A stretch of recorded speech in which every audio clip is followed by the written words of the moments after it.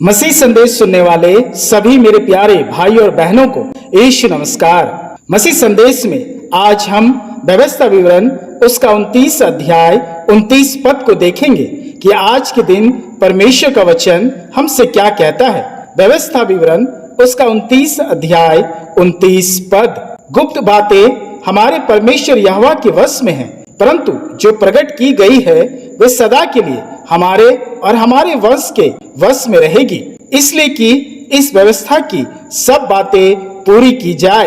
आज का वचन हमें साफ शब्दों में कहती है कि परमेश्वर की हर वाचा, प्रतिज्ञाएं, आशीष और महिमा हम पर परमेश्वर ने प्रकट कर दी है यीशु मसीह के रूप में, जो हमारे लिए है और हमारे आने वाली वंश के लिए है और उसके बाद आने वाले वंश में लगातार चलती रहेगी। और परमेश्वर की ये सब बातें, वायदे अपने लोगों के लिए पूरी भी होगी। परंतु आज का वचन एक और बात हमारे सामने रखती है कि गुप्त बातें हमारे परमेश्वर यहोवा के वश में हैं। मेरे प्रियो, परमेश्वर की गुप्त बातों का मतलब है कि कुछ बातें जो केवल हमारे यहोवा के हाथ में होगा, जो सिर्फ उसे पता होगा, हमें नहीं, क्योंकि वही हमारा खुदा है, सृष्टि करता है, वही हमारा उद्धार करता है। भजन संगीता उसका 90 अध्याय 2 पद कहता है, इससे पहले कि पहाड़ उत्पन्न हुए या तूने पृथ्वी और जगत की रचना की, वरन अनादि काल से अनंत काल तक तू ही परमेश्वर है। इसलिए मेरे प्रियो, ये हमारे लिए अच्छी बात है कि हमारे यहोवा के पास हमारी गुप्त बातें यानी भविष्य की बातें सुरक्षित है। मेरे प्रियो, कभी आपने अपने जीवन में यह महसूस किया है कि जिस चीज की कल्पना भी आपने नहीं की, आपको आपके परमेश्वर से मिला है। अचानक से वे वस्तुएं, परिस्थितियां, माहौल, वक्त आपके लिए हो गया हो। जिस दरवाजे का बंद होने की संभावना थी वह आपको खुली मिली हो। आपके काबिलियत से बढ़कर आपने अपने परमेश्वर से पाया है। कई बार बिस्तर में, अस्पतालों में मौत के करीब पहुंचकर परमेश्वर की दया से फिर लौटकर जीवन को पाया है। कई बार आपके और आपके परिवार के सदस्यों को भयंकर दुर्घटना में पड़ने से परमेश्वर ने अद्भुत रीति से बचाया है। मेरे प्रियो, अद्भुत रीति से जब परमेश्वर आपको सुरक्षा देता है जिसकी कल्पनाएं भी हम नहीं कर सकते हैं, हमारे वही बातें परमेश्वर के पास गुप्त रूप में मौजूद है, जो बार बार हमारे जीवन में परमेश्वर अद्भुत रीति से प्रकट करता है। मेरे प्रियो, बाइबल में भी कई उदाहरण हमें मिलते हैं। यूसुफ और मरियम, जो एक साधारण स्त्री पुरुष पति पत्नी थे, वे कभी कल्पना भी नहीं किए होंगे कि उनके द्वारा यीशु उद्धारकर्ता इस संसार में जन्म लेने वाला है। मेरे प्रियो, यूसुफ और मरियम की इस गुप्त बात को परमेश्वर ने अपने हाथों में सुरक्षित रखा था। वैसे ही समोन, पतरस, अंद्रियास अपने जीवन यापन के लिए झील में जाल डालकर बैठे थे कि मछलियां पकड़े, परंतु परमेश्वर के पास उनके लिए गुप्त बातें थी, जो हमें मत्ती रचित सुसमाचार उसका 4 अध्याय 19 पद में मिलता है।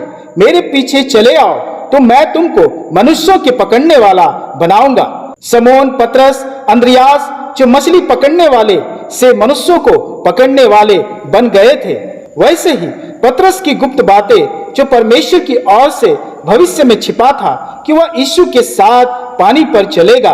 लाजर के लिए गुप्त बातें जो परमेश्वर की ओर से भविष्य में छिपा था कि वो मृत्यु को पाकर 4 दिन बाद जी उठेगा।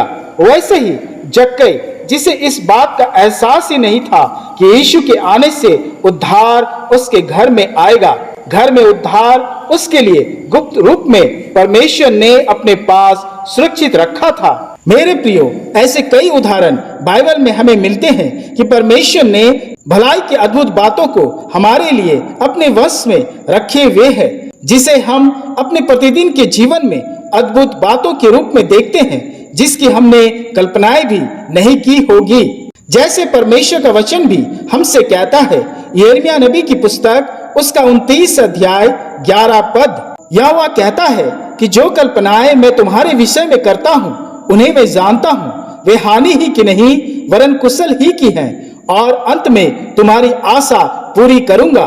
मेरे प्रियो, जो लोग परमेश्वर से प्रेम रखते हैं, परमेश्वर उनकी भलाई को गुप्त रूप में अपने वश में रखता है। और जब हमें लगता है कि सब कुछ खत्म हो गया, सभी दरवाजे बंद हो गए, मृत्यु ने हमें घेर लिया है, परमेश्वर अद्भुत रीति से हमें बचाता है, सुरक्षित करता है।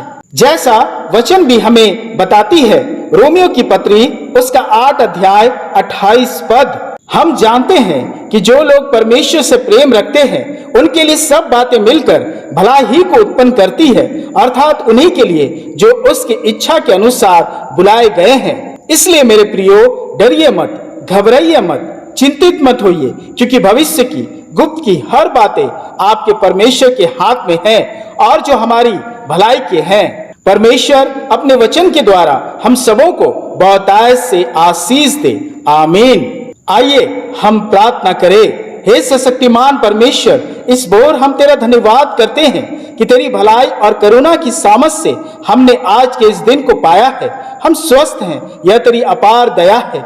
हे पिता, आज के संपूर्ण दिन हम तेरे हाथों में सौंपते हैं और धन्यवाद देते हैं आज के तेरे वचन की अगुवाई के लिए कि पिता, तू ही हमारा भविष्य है, तू ही हमारा सृजनहार है, हमारी सारी कल्पनाएं तेरे ही वश में हैं। हम तेरा धन्यवाद करते हैं कि तूने हमें आने वाले विपत्ति से बचाता है, तूने हमारे भविष्य को अपने वश में रखा है और हमारे भविष्य को सुरक्षित करता है।